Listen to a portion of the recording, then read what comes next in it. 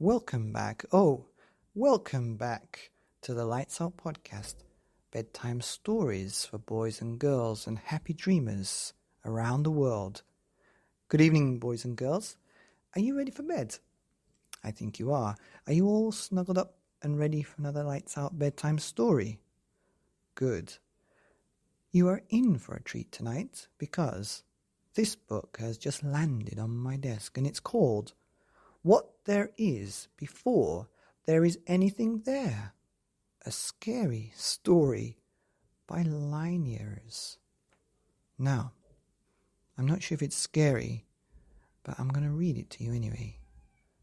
You might want to hold the covers up to your nose so you can just peep out and listen. Are you ready? Once upon a time. It's the same every night. From the door his father says, "Good night." From the door his mother says, "Sweet dreams."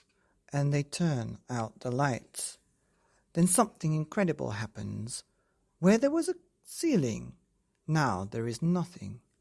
He could see the ceiling with his very own eyes. Now there's only a black hole, black and infinite. He knows that they are coming. They are coming every night when the ceiling disappears. First comes one. It's not always the same one. It floats down from where the ceiling was slowly, slowly. It stands on the end of the bed without making a single sound. It stares at him. It doesn't stop staring. It never says anything. And then more come down, lots more. They don't say anything. They just stare at him. He starts to feel scared because he knows what is coming next. It comes every night when the ceiling disappears. It's dark and shapeless, blacker than the blackest darkness. And it is the only one that speaks in a very low voice. A whisper, it says. "I am what there is before there is anything there." He jumps out of bed. He runs out the door, down the hall, to his parents' room. His father says, "What's wrong?" "Not again." His mother says, "We've told you hundreds of times. It's just your imagination. Sometimes you make things up.